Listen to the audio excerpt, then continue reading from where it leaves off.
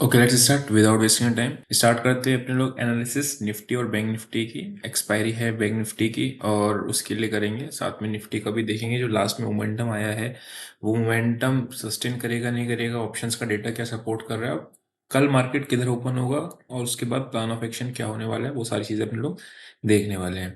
तो सबसे पहले अगर मैं बात करता हूँ तो अगर बैंक निफ्टी की बात करते हैं, अच्छा ये आपका सॉफ्टवेयर है, इसका अगर किसी को डेमो चाहिए होगा है तो आप डेमो में व्हाट्सएप नंबर मेंशन होगा, उसमें मेंशन कर देना हाय आई वांट डेमो।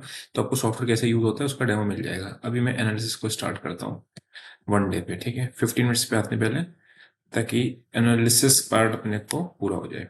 कल हमने एक चीज देखा था, दो लेवल मार्क किए थे कि बाय आपको कब करना है।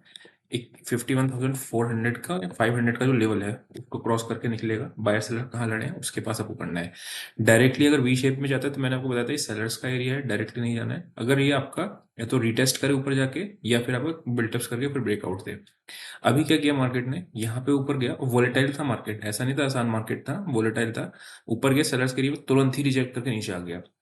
उसके बाद आप देखोगे तो यहाँ पे उसने एक ब्रेकडाउन का सिनेरियो दिखाया, लेकिन वो ब्रेकडाउन फेलियर हुआ। और ये जो मोमेंटम है 500 पॉइंट का एक कैंडल है, मतलब इतना तेज मोमेंटम में आपके ऑर्डर्स लगे हो तो बात अलग होती है, अदरवाइज कैच करना बहुत मुश्किल हो जाता है। क्योंकि रीजन क्या होता है उसका, इतना तेज मार्केट निकल चुका होता है। स्कैल्पिंग कर लेते हो तो बात एक अलग होती है। तो रीजन क्या होता है, स्कैल्पिंग करना हो तो आप स्कैल्पिंग कर सकते हो, बट इंट्राडे में ट्रेड पकड़ना प्रॉपर करके वो आपको मुश्किल हो जाता है, बिकॉज आपको एग्जिट नहीं पता होता कहाँ पे करना होता है, स्टॉप लॉस थोड़ा सा बड़ा हो जाता है। बट स्टिल वो ट्रेड अपने को मिल गया था। चलो अब एक्चुअल में आपकी एनालिसिस स्टार्ट होती है, कहाँ पे मार्केट होगा। तीन केसेस होंगे, मार्केट साइडवेज खुलेगा, मार्केट आपका गैप खुलेगा और मार्केट आपका गैप डाउन खुलेगा। अगर मार्केट गैप डाउन खुलता है तो ये पॉइंट आपका बन जाएगा एक रेजिस्टेंस, और आप देखना एक्सपायरी पे आपकी अब रेंज ये बन जाएगी। मैं आपको एक पॉइंट दिखाता हूँ 1 डे के चार्ट पे लाके, जो लास्ट टाइम हुआ था ब्रेकआउट के केस में, और बताया था मैंने आपको, अगर ये वाली वीडियो आपको ध्यान होगी तो इस वाली वीडियो में मैंने आपको बताया था कि अगर एक ही सिनेरियो है गैप डाउन, जहां पे आपको मार्केट प्रॉब्लम क्रिएट करेगा अगले दिन, फिर हाई नहीं तोड़ पाएगा। ये कौन सी वीडियो है, 29 अक्टूबर की वीडियो को देखना जाके, उससे आपको एक आइडिया लग जाएगा। तो 30 अक्टूबर को मार्केट खुला गैप डाउन, ऊपर नीचे की रेंज बन गया। सिमिलरली अगर गैप डाउन खुलता है तो ऊपर में सेलर्स को एक रेंज मिल जाएगी और नीचे आपका बायर्स को एक सपोर्ट मिला हुआ है 51,700 और 51,800 का। मैंने आपसे क्या कहा, 51,800 के ऊपर की क्लोजिंग अच्छी क्लोजिंग है बैंक निफ्टी के लिए, है ना। तो अब जो 800 का लेवल जो सपोर्ट हुआ करता था, वो जो रेजिस्टेंस हुआ करता था, वही आपका सपोर्ट बन जाएगा। तो मेरे को अगर मान लो गैप डाउन खुलता है तो बाय साइड मेरे को रेंज क्या होगी 51,800 के आसपास की, और ऊपर की रेंज क्या बन जाएगी 52,300 की। तो अगर मार्केट गैप डाउन खुलता है तो इस रेंज को प्ले करेंगे। अगर मार्केट खुलता है गैप अप, ध्यान समझना, गैप खुलते के केस में मैं डायरेक्टली बाय में नहीं कूदूंगा।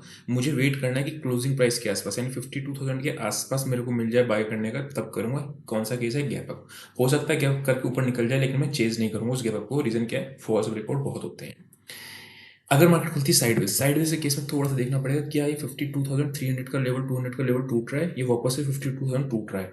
वही सेम चीज़ है, 52,000 पाइवट पॉइंट हो गया आपका। अगर वो टूटेगा तो 800, अगर वो नहीं टूटा तो 400 ऊपर का रेंज है। एक ही केस है, अगर मार्केट में मुझे अब वी शेप में भागना नहीं है, मतलब क्या है, मार्केट वी शेप में आके निकल जाए वो नहीं चाहिए, क्योंकि ऑलरेडी यहाँ पे एक शॉर्ट कवरिंग आई है। आया क्यों, आपका एक्सिस बैंक और एसबीआई, दो बैंक आपके बहुत तेज थे, राइट।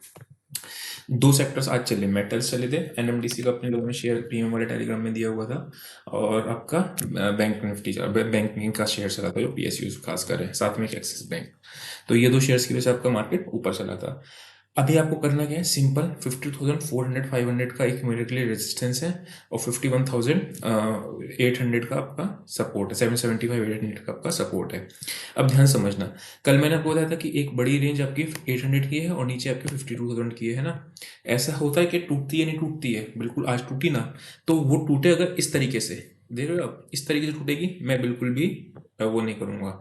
हाँ, इस तरीके से बार बार बिल्टअप्स दे रही है तो आपका टूटे तो बात एक अलग होती है, अदरवाइज डायरेक्टली वी शेप में तोड़ेगी तो आपके लिए प्रॉब्लम क्रिएट कर सकता है उस केस में, है ना, वो फॉल्स ब्रेकआउट के चांसेस होते हैं उस केस में। तो बैंक निफ्टी ने अपने लोगों ने देख लिया, निफ्टी को एक बार नजर मारते हैं।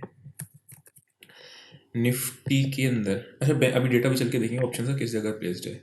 निफ्टी के अंदर मैंने आपको एक बात बताया था कि ये अगर इसको तोड़ेगी 900 के लेवल को तो 800 तेजी से टेस्ट करेगी। हालांकि उसने 800 ये डबल बॉटम पे आके सपोर्ट ले लिया था, अदरवाइज ये फॉल्स ब्रेकआउट का केस था। मतलब मार्केट जो लास्ट में बैंकिंग ने जो भगाया ना सीधा, एक शॉर्ट कवरिंग ट्रिगर हुई, यहाँ पे एल्गोज वाले फंस गए थे सारे, ठीक है।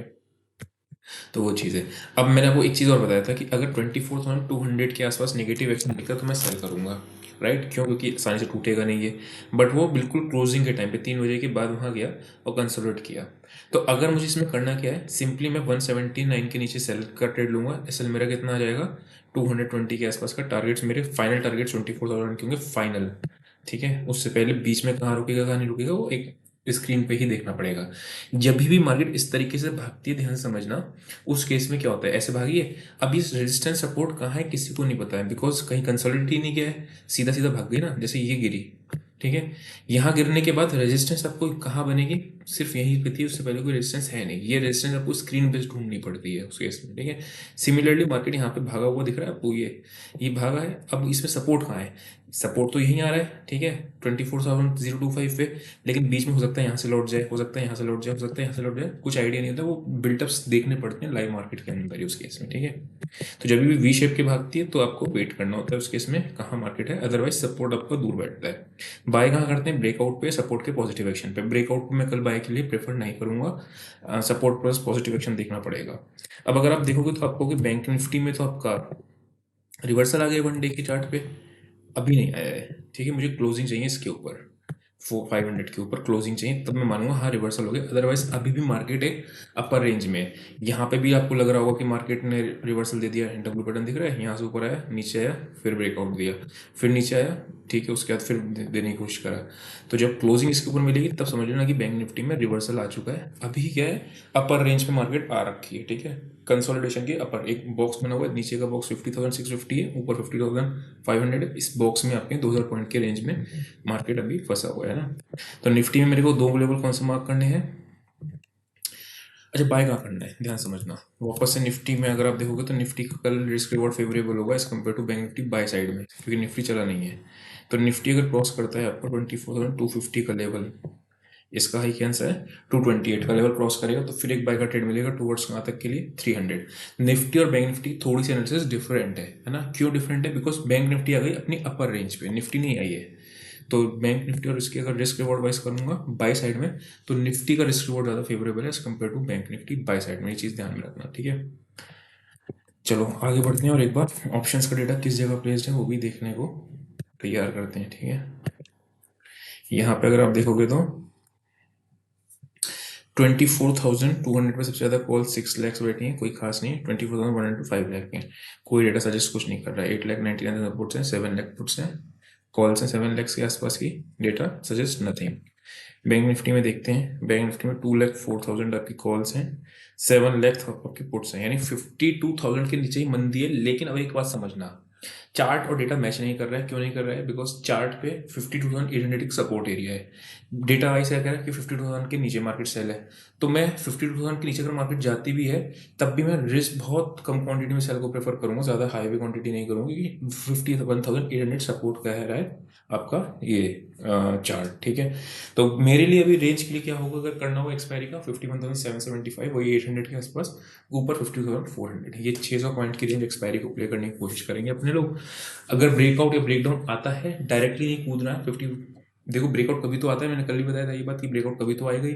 तो हो सकता है कल 50,400 का 50,000 निकल जाए, लेकिन मेरे प्लान में वो अभी नहीं है। छूट जाता है डायरेक्ट तो मैं छूट जाता है, मुझे उतना बड़ा नहीं, मुझे 100 पॉइंट चाहिए बस। 100 पॉइंट के लिए मुझे 40 60 50 60 पॉइंट का रिस्क चाहिए बस।